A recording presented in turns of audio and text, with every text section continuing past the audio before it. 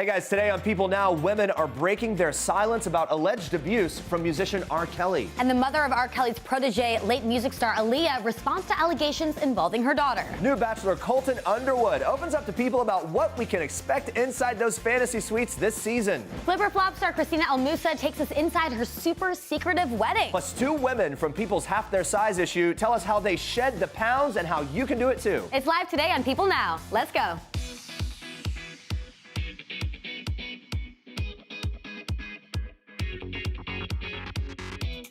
Good morning, guys. Welcome to People Now. Or afternoon, I guess we should say. Yeah, it's right? afternoon. Depends on where you're watching. Yeah, that's true. Depends on where you are. But it's 2019 everywhere, so thank you for being here. How I hope long you're can enjoying you keep saying that? I think, is Friday the cutoff? Oh, maybe. I think for one more day we can say, hope you're having a I think there's a caveat for someone that's close to you that you haven't seen. I think you get a whole other week. Like if it's a really close person, you haven't seen them, you can say Happy New Year for the first time. A lot of layers here, you know? You really have to feel it out. It's a lot. It's important, and we'll break more down later, maybe, if we have time. I don't know. Let's start with this. Here's what you need to know and what's trending today. Beginning on a serious note, starting off the show with some powerful accounts of women breaking their silence in the latest issue of People. R. Kelly's ex-wife, Andrea Kelly, and 7 other women are opening up about alleged abuse that they dealt with at the hands of the R&B singer. Andrea was married to Kelly for 8 years before leaving him in 2004. She went public 10 years ago, accusing the 52-year-old of vicious abuse. She recently connected with other alleged victims at an early screening of the Lifetime docuseries Surviving R. Kelly. Andrea says, quote, "It was bittersweet that now we're standing together, but my heart broke to know they went through what I went through." Now, 8 women featured in the docuseries also shared their stories to People about how they were allegedly berated and beaten by R. Kelly and even coerced into sex. R. Kelly's reps had no comment when People reached out and asked about the allegations made in the docuseries and in People.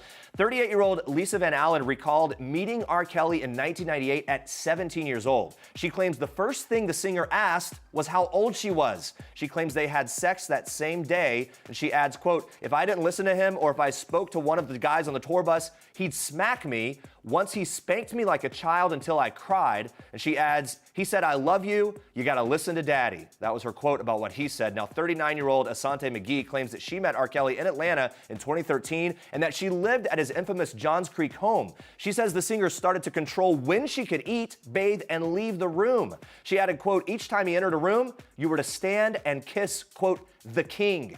The women featured in the docuseries and in People are sharing their stories months after the women's rights organization Time's Up, and stars such as Ava DuVernay and John Legend called for boycott of R. Kelly's music with the hashtag #MuteRKelly. The singer maintains that he's committed no wrongdoing. He released a musical response to the abuse allegations in July of 2018, singing, quote, "I admit I bleep with all the ladies, that's both older and young ladies, but tell me how they call it pedophile because that bleep, that's crazy." That's his lyric. R. Kelly currently doesn't face any criminal charges, but has reportedly settled several civil lawsuits, including one with Jerronda Pace for $1.5 million. The singer was indicted in 2002 on 21 counts of child pornography, but he was found not guilty. A year later, it was revealed that he had secretly married his 15-year-old protege, Aaliyah. The marriage was annulled a year later, and in the docuseries, former backup performer Javante Cunningham alleges that she saw Kelly and Aaliyah having sex, and at the time of the alleged encounter, Aaliyah was underage.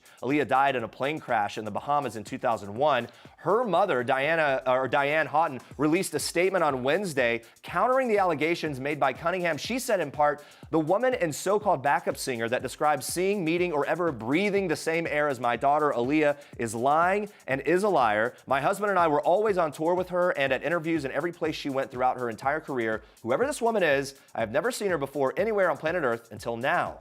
It's a really direct statement there. Obviously, her mother coming to defense. But these allegations are heartbreaking. They're horrible. I mean, obviously, there's nothing, good from this. But with the docuseries, at least these women now have each other and they have that support because, some of these women have been talking about this for years and no one's really been listening. And at least now they can kind of band together. They have the support of the Time's Up movement and everything. But man, it's crazy. Yeah. This stuff is really heartbreaking. And you look back and you can Google some of the women's statements in the past and they're just heartbreaking and explicit. And anyway, we'll see how this docuseries sort of affects everything that moves forward with R. Kelly. For more on these women's stories, you can pick up the latest issue of People on newsstands today. Well, guys, actress Heather Locklear spent her holidays at home amid seeking treatment following a mental health breakdown in November. People confirms that the Melrose Place star temporarily left her treatment facility to celebrate with her family in Los Angeles.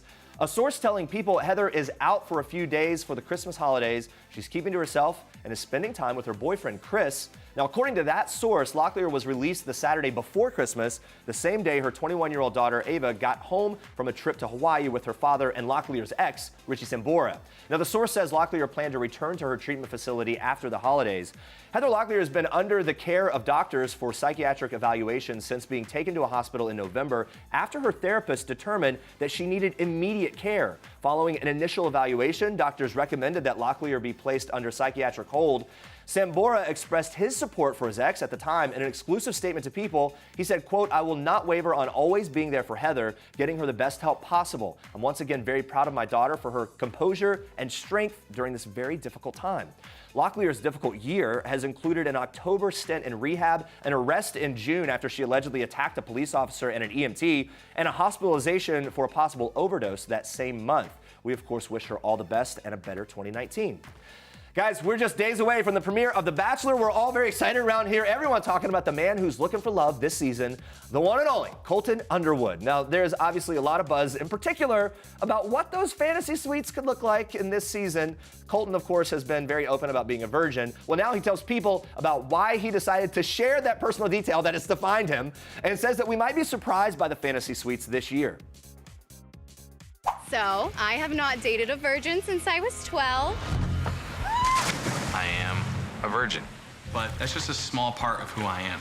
I had no plans on sharing that, I was a virgin. But it was something in the moment with Becca that it was important for her to know because that's a small part of who I am. And I haven't had that many girlfriends or that many dates because of sports. And because of that, I am a virgin. Really? It was just one of those things that I didn't think it was going to be that big of a deal, but obviously a lot of people latched onto that. I know that probably people are going to put a lot of pressure, or they're gonna view my fantasy suites as like this big week. You could lose your virginity this week. Sexual intimacy is a big part of any relationship. For me, it was more about the private moments. That's the first time you get to spend time with somebody off camera, and you really get to know and stay up and learn all about them and ask them weird questions that you might not ask them on camera. I think the one thing looking back at the Fantasy Suites week is, I stayed true to who I am 100%, and I did things my way. And whether that's okay for the viewers and what people are gonna see, that's not up to me. I mean, I'm gonna be there watching with you guys, and I'm excited for it. All right, appearing on The Bachelorette and Bachelor in Paradise was a life-changing experience for Colton. He says it made him look at himself and his time on The Bachelor in a whole new way. He says he isn't perfect. He'll never stop working on himself, though, as a person, and promises that he is, quote, undeniably himself on this new season. The Bachelor premieres Monday, January 7th, 8/7 Central on ABC. You can watch the full episode of People features The Bachelor, Colton Underwood.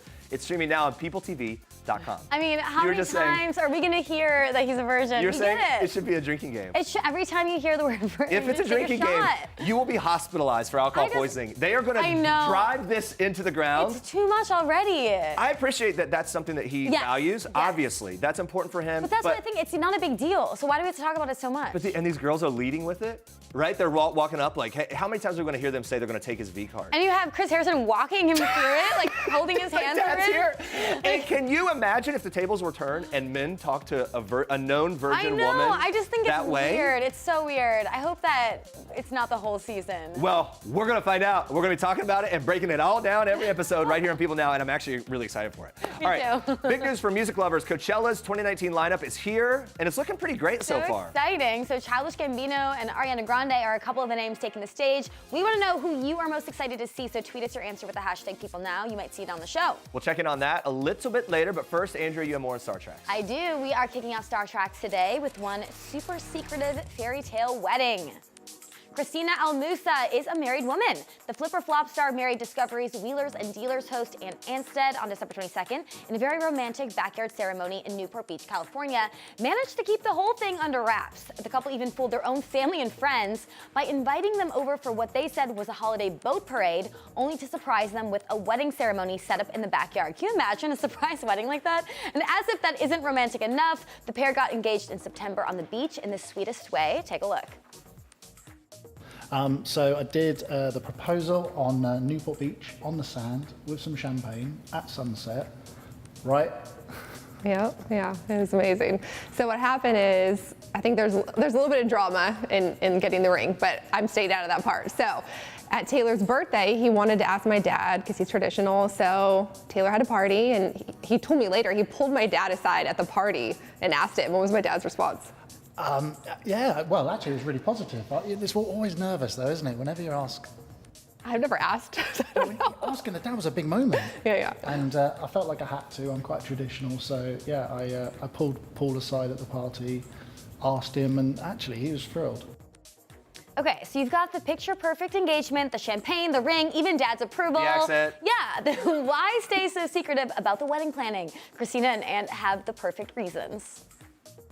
We really wanted to have a quiet wedding at home without all the drama and paparazzi and everything that comes with that. So that's one of the main reasons. And we also wanted to do it during the holidays so his kids could be here and his parents, and yeah.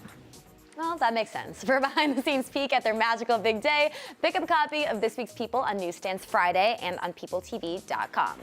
All right, calling all baby girls. Shamar Moore has one steamy belated Christmas gift for you. Wow. The Criminal Minds star posted this shirtless selfie on Instagram Wednesday night, flashing a sly smile, showing off a hint of his underwear, his thumbs going down there. I mean, this is a lot. Shamar calls his fans his baby girls in reference to his playful nickname for his Criminal Minds co-star Penelope Garcia.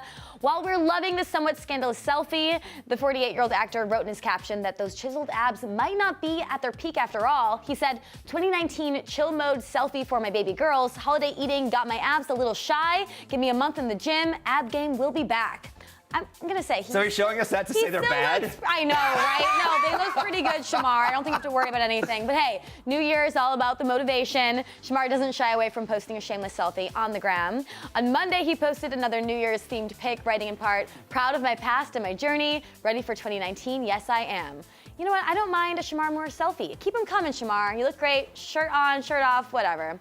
All right, moving on to this. Pippa Middleton is one hot mama. Just 10 weeks after welcoming her first child, a son named Arthur Michael William, with her husband James Matthews, the new mom was spotted in a white hot bikini on Wednesday in St. Bart's, France. She and James walked along the shore hand in hand, enjoyed a dip in the water. This looks like one really nice vacay. The romantic outing comes a few weeks after the couple made their first official appearance as parents. This was at a Christmas Carol service on December 4th. They've also been spotted taking Arthur out for walks near their London home in the weeks since he was born on October 15th. And Pippa's probably getting plenty of new mom advice from her older sister, Kate. Kate shares 3 kids with Prince William. You got Prince George, Princess Charlotte, and Prince Louis. Of course, we can't get enough of them. And those are your Star Tracks for today. All right, guys, stay with us. Reports are circulating that Olivia Newton-John has just weeks to live, but we have the latest unexpected development in that story coming up in just a minute. Plus, we're live with 2 women from People's Half Their Size issue. These 2 are amazing. They've lost over 300 pounds combined. We're going to hear how they did it in just a bit.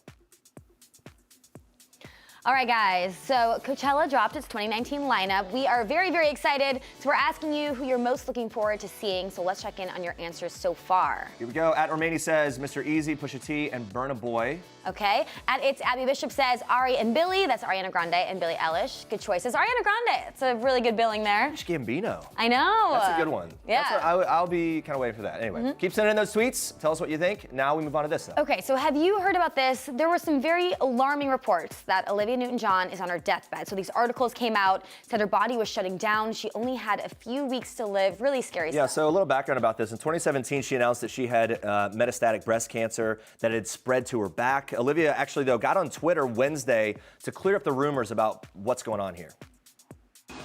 Happy New Year, everyone. This is Olivia Newton-John, and I just want to say that the rumors of my death have been greatly exaggerated, to quote a very famous quote. And I'm doing great. I want to wish all of you the happiest, healthiest 2019 that's possible. And thank you all for your wonderful love and support for me and for my Olivia Newton-John Cancer Wellness Centre in Melbourne, Australia. Thank you so much. Happy New Year. Oh man, it's kind of a kill 'em with kindness thing. She looks great. I hate that she had to do that. She looks genuinely happy there, Yeah. and she looks great. I mean, the rep for Olivia told people on Wednesday the rumors were ridiculous and, quote, crap. That's what they said. Now, her niece, Toddy Goldsmith, also spoke out on Wednesday about the false claims. So she posted this picture on the gram, and she said, just giving you the heads up that Livy is in good health, so let's leave that distressing rumor where it belongs. Yeah, so the rumors all started on Wednesday night. Here's how it broke down. Radar Online claimed, here's their quote, her bodily functions appear to be shutting down. They even said that she's clinging to life. That's from Radar Online. Now, to break it down a little bit of the history, she was first diagnosed with cancer in 1992. She had a partial mastectomy. She battled cancer 3 times total. She's been in here. People has covered this extensively with cover stories and everything else. She's pretty forward about what she's going through, and it's good to see that she's actually seemingly in a very good place. Yeah, and I'm glad that she posted that video and kind of squashed those rumors, because that must be really hard to see that stuff come out about you and you're fine. Like I said, I hate that she had to, but I I'm glad know. she cleared it up. Obviously, we wish her the best. All right, switching gears now. So the Golden Globes are on Sunday. Super excited. There's going to be a familiar face on stage. Idris Elba's daughter, Easton Elba. She's 16. She turns 17 on Friday. She is the Golden Globes ambassador So this this year. Golden Globes ambassador job, it's a bit of a big deal. They guide the presenters and winners on the stage, off the stage, help hand out the trophies. It usually goes to the son or daughter of a celebrity. Now, Easton told People how she found out about the whole thing, that she would be an ambassador, and what it all means to her. My dad told me that I had a big surprise, and so I hate surprises typically. So I asked him, I was like, Dad, can you tell me what the surprise is? Like 20 million times. So he sent me a text message actually, and I was like, is this real? Like, are you sure? And then my mom was like, yes, you're the Golden Globe ambassador.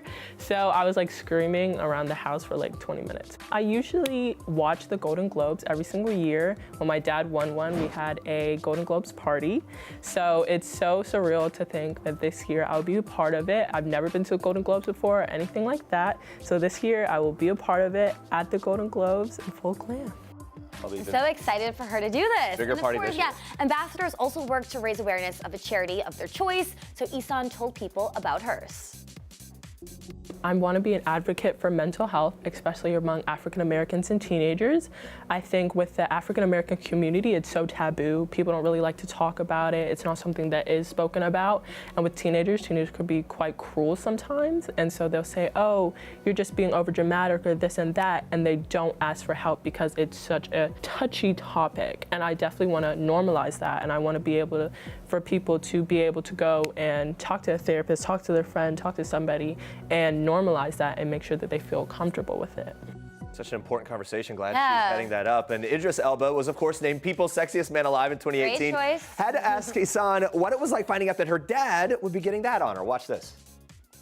After that, I found out that my dad was the sexiest man alive.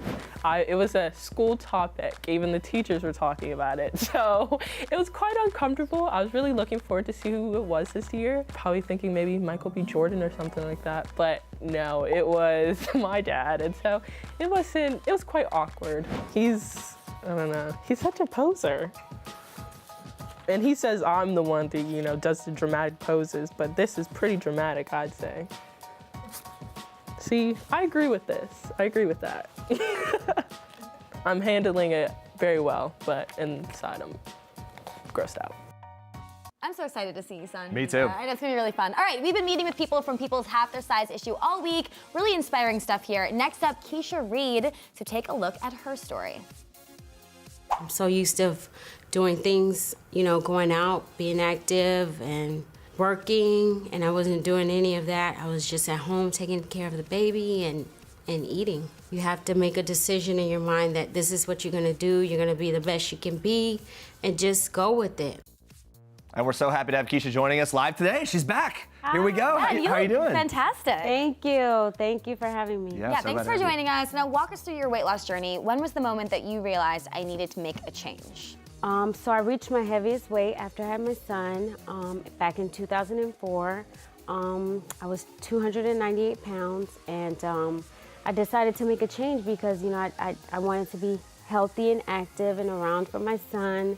I wanted to be a better role model for him, and I just wanted to be healthy and around for him. Yeah, what was your initial goal, and how much weight did you lose? Okay, so I really didn't have a set goal. That's not what it was about. It was just about losing some of the weight and feel better about myself. But I did end up losing a total of 153 pounds. Wow. That's amazing. Really incredible. And look, obviously, you change your life, you decide and you dedicate yourself to a healthier lifestyle. What was the initial workout routine and how did you change your eating habits? Well, when I initially started, I did minimal workout. That's the beauty of Weight Watchers. You really don't have to work out because it was the diet thing. It's all about right, diet, it's all about what you eat. That's what it's all about. So I started off just walking around the block, doing light, treadmill workouts and stuff. But now, these days, I joined a boxing gym. I do yoga. I do jump ropes.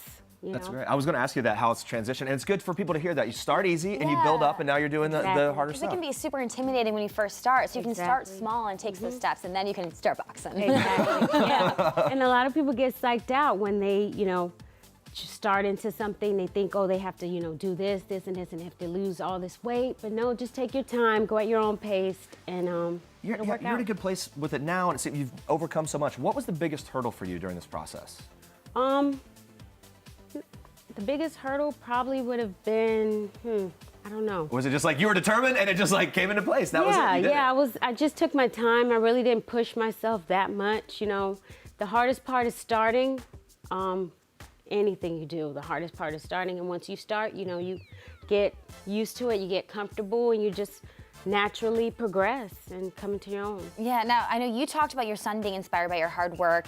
You mentioned trying to introduce him to plant-based diet and everything. How did he take to that? How is he kind of following along in your footsteps? He's still, he's coming along. He's still not fully there yet, but he's right over here. He's he's like, nope, I'm doing my thing. I'm sure he's inspired by you a bit. Definitely, and he loves the foods I make for him, the plant-based foods, and he's learning to make better choices, and that's what it's all about. And for people watching right now, what is your best piece of advice for someone that wants to start a journey like yours? The best piece of advice I would say is just start off slow. Don't get fixated on, losing all this weight. Take your time, research, figure out what works best for you, and just go on. Man, I love your story, and I love that you did it your way, and you seem very chill about it. Hey, don't set unrealistic expectations. Do the thing. That's so great. Keisha, thank you for being here. Thanks for sharing your story. We'll meet with another incredible woman from People's Half Their Size issue a little later in the show. Be sure to stick around for that.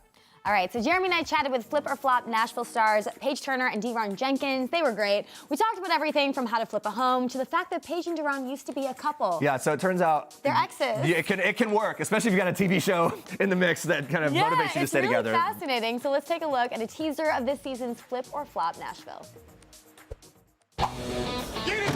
Sometimes it gets hard working with your ex. Everything about this is wrong. This house might look like a biohazard now, but when we get done with it, so pretty. It's gonna be a real sweet flip. Bam! I'm so proud of you. So how did you, I guess, I have to use this word, how did you flip your romantic relationship into a professional one? Oh, it's a new one. Like that. We've never been asked that before. I know. We don't even know your questions. Can we see your questions first? Yeah, you don't even know. Just start giving them your answers. I'll plead the fifth in a minute. Well, I mean, obviously, there was some time in between. But I think one of the key... After the traumatic breakup, yes, there was time in between. No, we just gotta get past that. Well, I have some stories. So you had a really... Listen, I meant for you, there was some time in between. Wait, so you had kind of a traumatic breakup? I would say so. We were together for 5 years. I mean, are there ever really any good breakups? Some people have very amicable breakups. I've never had that. We hear that. I know exactly what you're talking about. It's like the messiest thing ever. I appreciate that. Then you were able to come back together as business partners. Yes. One thing we did well was make money together. Does it ever dip back into that romantic thing? No. See, you can be friends with your ex. You can work together. I guess so. Flipping homes, no easy feat. We wanted to know what makes a house flippable, what are they looking for, and here's what they shared with us.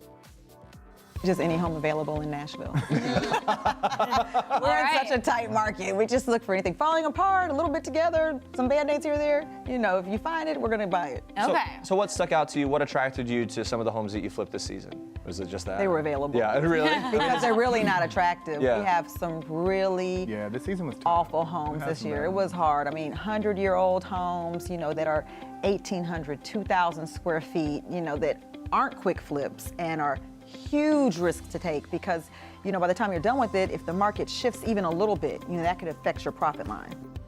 They're really fun. All right, you can catch more of Paige Turner and De'Ron Jenkins in the new season of Flip or Flop Nashville, which premieres tonight on HGTV. Well, guys, award season officially kicks off this weekend with Sunday's Golden Globes. Very exciting stuff. One fun way to watch is throwing a viewing party, of course. You can invite all your friends over. Now, if you're looking for fun and easy ways to elevate the evening and impress your guests, we've got you covered. I caught up with Food and Wine's culinary director, Justin Chappell, and the magazine's associate food editor, Kelsey Youngman, for some tips that you're going to love. Take a look.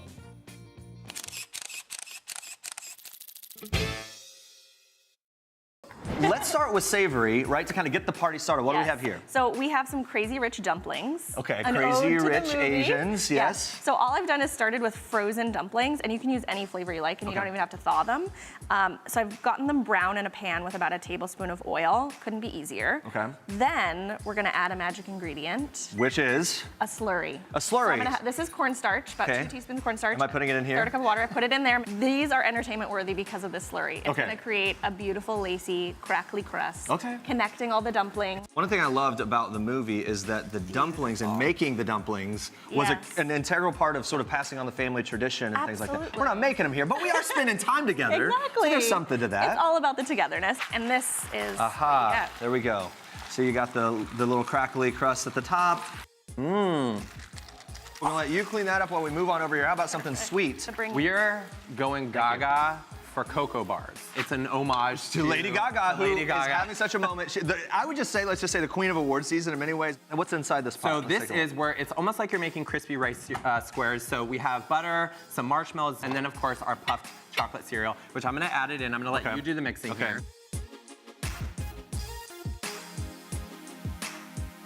We're gonna scrape it right into a prepared pan, and this is just lined with foil. The magic is you dip your fingers in just a little cool water, and you can kind of press it all the way into the pan and get it all the way around. Like we said, we're making gaga for cocoa bars, but we're adding a gaga ganache. Yes. All it is heavy cream, white chocolate, and a little bit of corn syrup. You heat your cream, pour it over your chocolate, and then once it melts, you whisk it smooth, and then you let it stand until it's thickened. And this has been standing for about 30 minutes. Wow, so you can see it's nice and thick. And I'm gonna actually give you a little spatula here. Okay. And we're gonna put the ganache right on top. So normally what you'd do is you'd spread the ganache evenly on top, you'd pop it in the refrigerator for about 30 minutes to an hour, and this is what it looks like when I make it.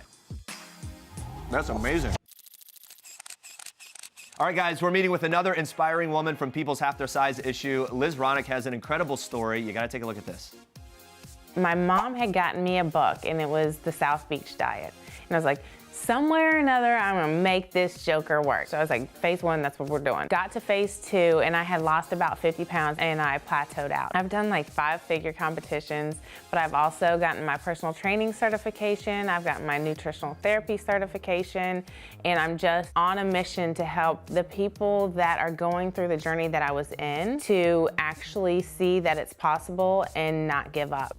She looks so good, and she is here now in the flash. Liz, thanks for being here. Thank you guys, amazing. How are y'all? We're good. Thank you for coming in. Let's talk about this, the inspiration for the lifestyle change. I hear having a toddler kind of pushed you. Oh my God. Right? So I was pregnant and didn't know it, and I just popped her out. Well, I was in labor for 24 hours. But yeah, after I had her, I knew that I had to do something because she does not deserve to be bullied and have issues with her weight. So I knew after overcoming an abusive relationship that it was time to just go all in because I was going to be her role model. Yeah, that's great. Yeah, and you had such an amazing transformation. I mean, tell us some of the challenges you faced, kind of being a mom, doing that, also trying to really commit to this lifestyle. Well, the biggest challenge is food for me because I love food. So I've been able to find some creative ways to kind of switch up recipes. I love sweets. So like switching butter out for coconut oil and switching stevia out for sugar. Just finding creative ways to still be able to eat foods that taste good. It's always mind-blowing how those simple little changes, those little tweaks can make such a big difference in a situation like this. But now let's look at you competing in figure and bodybuilding competitions. No big deal. That's gotta feel good. What inspired you to get into that kind of thing? Okay, so I got a personal trainer and I was like, okay, I'm not going to go back because I've gone up and down for a long time. And so we went to a bodybuilding competition and I was like, that's it. I gotta, because you can't stop where you're at 150 pounds. You gotta go to the next level, right? Ah, well, you did it. Yeah, and that's a lot of dedication. Is there anything that you miss from your old life, pre-transformation? No. Yeah, I was gonna say probably not. Are there things now that you're able to do that you thought you'd never be able to do in the past? Like come on and talk to y'all. Yeah. And I would have never thought that I would have gotten on stage. Like that when I saw them, it was super intimidating, but I knew why not challenge yourself, you know? What was that moment like when you were first on stage as competing as a bodybuilder? That just had to be like, if you could have told your previous self that this moment was coming, wouldn't have believed it. Not at all. I was shaking out of my heels, but I made it and then I got off and I enjoyed my meal and kept going. Did your thing. All right, so. Yeah, very proud moment. We've chatted with a number of people this week who are on this health and wellness journey too. We've been asking everybody, it's the new year, you've accomplished so much, so now what are your goals as you move forward? My goals are to empower millions to improve their health and to collaborate in childhood obesity. So Oprah, Michelle Obama, whoever's ready to collaborate. Okay, Yeah, you're ready. okay, And put it childhood out obesity there. is a huge Yes. issue. It's great that you're taking that on. Yeah, for people that do want to start and maybe they're scared to, but they want to start now, what is your best advice for kind of beginning this fitness journey? Just start and get support. So if you don't have a support system, that's fine. You can go to foreverweightloss.me and there's a whole group of us that's here working together to support each other. And just knowing that not every day is going to be perfect and don't expect perfection because once you change into that lifestyle, it's a permanent lifestyle and it's not perfection, it's the lifestyle. Talk about the community and kind of like having these relationships. You're here, Keisha's here, and you've met these other people through this half their size experience. What is having the community of women who have gone through similar things? What does that mean to you? How does that help? It is so empowering and it's supportive. So even now there's days that are more challenging with holidays, like that's challenging. So being able to reach out to these ladies that have been on half their size and actually know what's going on and what it's like has been life-changing. Do you have one cheat meal if you just let yourself have it? Well, if I told you, yes, I do. But I've switched. I don't like the cheat meal name because I feel like I'm doing something wrong. So now I'm like, oh, I'm just gonna go eat something. Yeah. Yeah. On a Saturday. Once a week. Saturdays don't really count. No, not at all. I think that's what everyone has said too, that's been this consistent factor. If you know you have that moment coming, you can kind of aim for that and then sort of stick it out in segments, right? And not be so hard on yourself. And maintain, yeah. Yes, yes. Oh, good stuff. We're learning so much. Liz, thank you. We're out of time here, but thank you for being here, sharing your story. Guys, you can be sure to check out more incredible half their size stories in this week's People. It is on Newsstands Friday. All right, thank you so much for watching, and we will see you tomorrow. Bye. Bye, guys.